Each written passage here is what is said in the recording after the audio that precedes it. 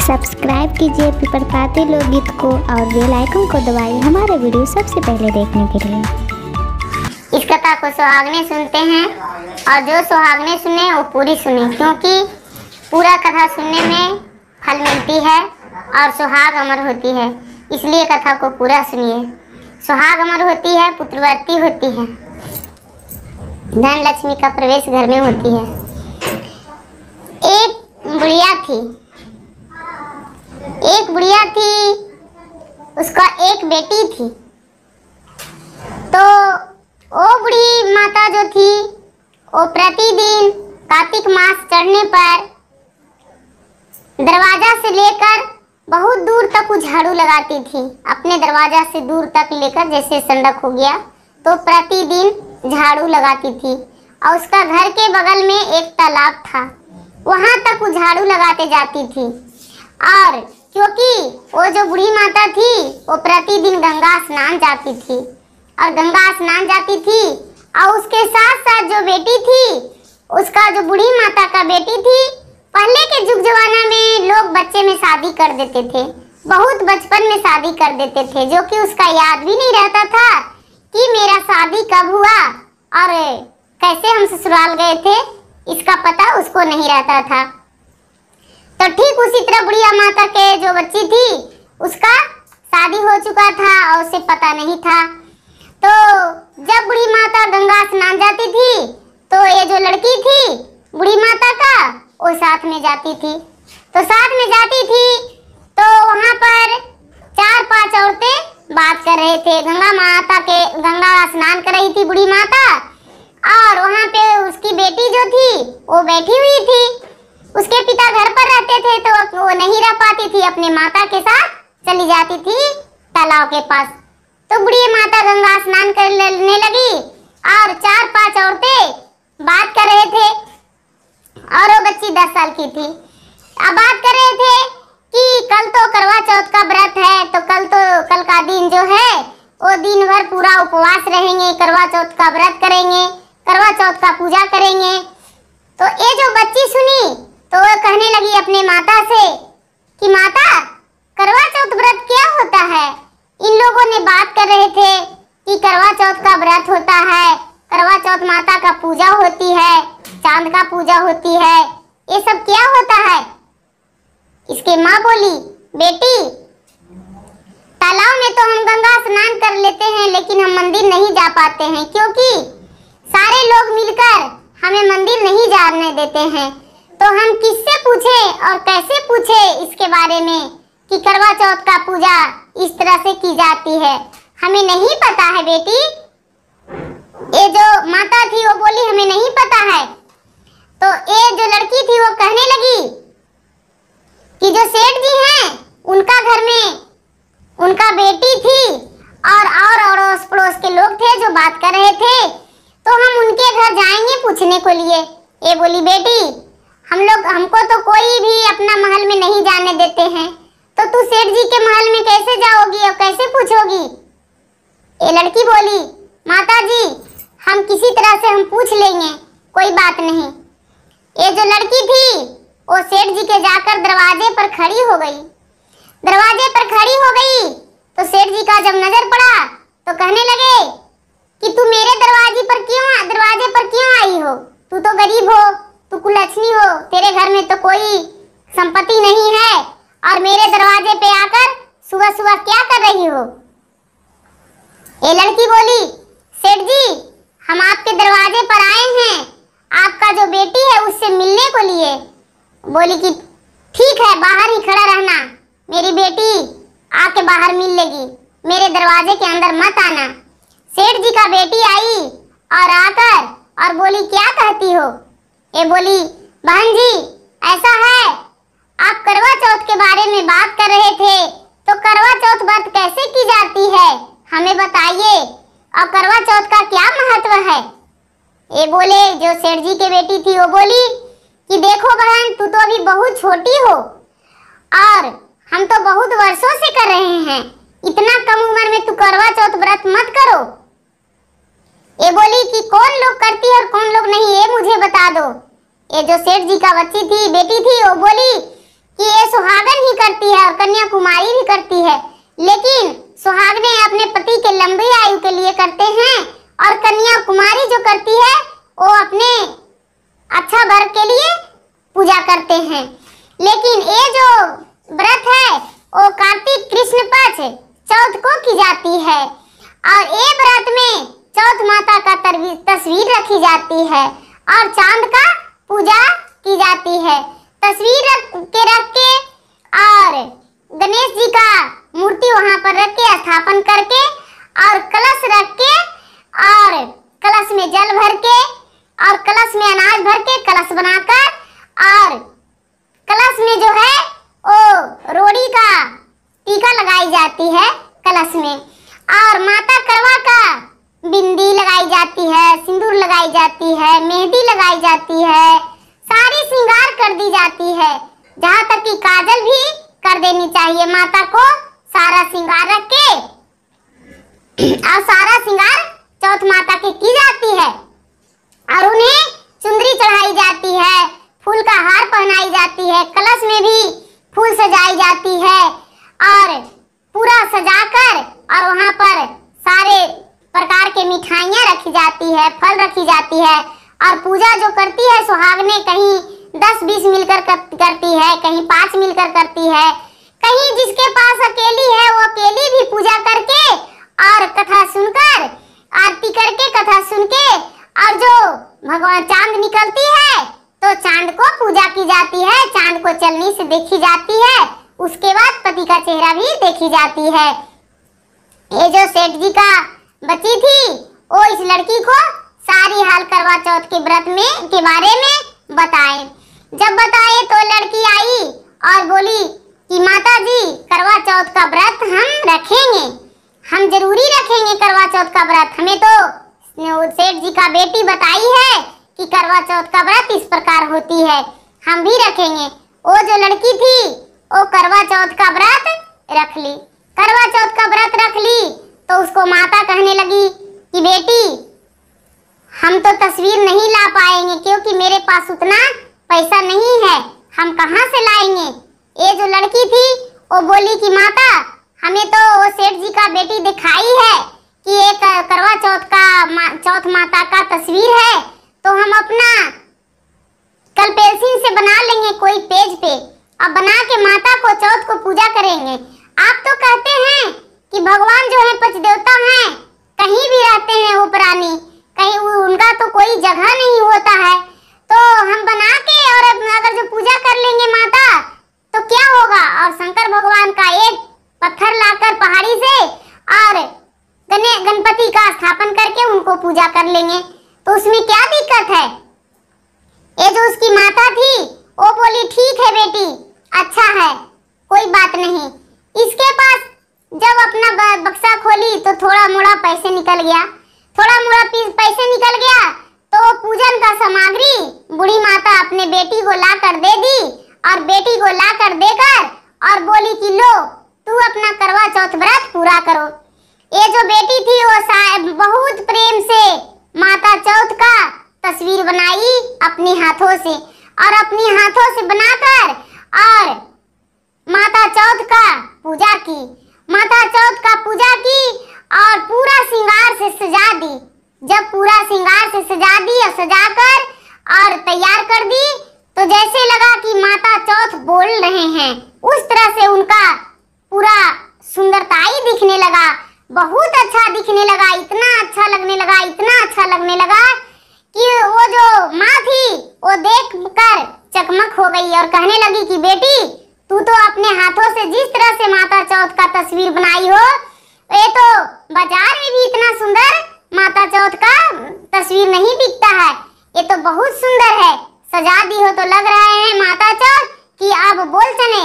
इनमें तो जैसे लगता है कि जान आ गया, माता चौथ प्रकट हो गए। ये जो लड़की थी जब इनका चौथ माता का व्रत पूरा हुआ और भगवान से चांद माता का जब उगे तो ये पूजा करने लगी चांद माता का पूजा करने लगी। पूजा करके आरती करके और अपना थाल रखी और थाल रखी तो व्रत खोलने के लिए सोची कि हम व्रत खोलेंगे लेकिन व्रत खोलने से पहले हाथ जोड़कर और माता को ध्यान करने लगी कि हे माता, हम अनजान थे, मेरी माँ को तो कोई मंदिर नहीं जाने देते हैं, इसलिए हम कोई मंदिर नहीं जाते हैं, मंदिर के बारे में कुछ भी नहीं जानते हैं। मेरी माँ तो सिर्फ गंगा स्नान करती है और कोई पूजा पाठ ऐसे हाथ जोड़ के कर लेती है, इसलिए आपका तो पूजा अपने हाथों से तस्वीर बनाकर किए हैं, लेकिन हम हाथ जोड़कर भी आपका नमन करना चाहते हैं और मुझ पे कृपा कीजिए। ऐसा करके और वो जो लड़की थी वो अपना भगवान के नाम लेने लगी, माता करवा चौथ के नाम लेने लगी और कहने लगी कि माता, मुझे सुहागन रहने का आशीर्वाद दीजिए और पुत्रवती रहने का आशीर्वाद दीजिए। करवा चौथ माता जो थे ओ इसका आंख मूंदते ही माता प्रकट हो गए। करवा चौथ माता प्रकट हो गए और प्रकट होकर कहने लगे, पुत्री तुम मांगो, जो भी मांगोगी वो तुझे हम खुशी खुशी देंगे। 5 वरदान मांग लो, हम तुम्हारा 5 वरदान को पूरा कर देंगे। ये जो लड़की थी बुढ़िया का बेटी, वो कहने लगी, माता मुझे तो वरदान मांगना ही नहीं आता है, क्या वरदान मांगू, मुझे कोई पता नहीं इसके बारे में, हम कैसे वरदान आपसे मांगू। ये चौथ माता कहने लगी कि बेटी तू मांगो वरदान, हम तुम्हें वरदान देंगे, तुम्हें जो भी मांगना है वो मांग लो, हम तुम्हें देंगे। कहने ये जो लड़की थी वो थोड़ा सा भगवान के ध्यान करते करते और कहने लगी कि हे चौथ माता, मेरी माता जो है, माता का दरवाजे पे किसी चीज का कमी ना हो, सारी सुख मेरी माँ देखे, इसका कोई खुशी भी ना कमी हो और मुझे सुहागन रहने का वरदान दे दीजिए, हम सुहागन ही रहें, मेरा सुहागन ही जिस दिन मेरा मृत्यु हो उस दिन मेरे पति का कंधे पे मेरा अर्थी जाए और मैं पुत्रवती रहूं, मेरे घर में किसी चीज का कमी ना हो और जब भी चौथ व्रत करूं तो आपका दर्शन पाऊं, आपका दर्शन जब हम करें तो दर्शन पाकर और मैं अपना व्रत खोले। ये चौथ माता बोले, ठीक है बेटी, तेरा ये वरदान हम पूरा करेंगे, लेकिन जिस लगन से तूने आज की हो उसी लगन से तू सारा दिन पूजा करना, तुम्हारा किसी चीज का कमी नहीं होगा।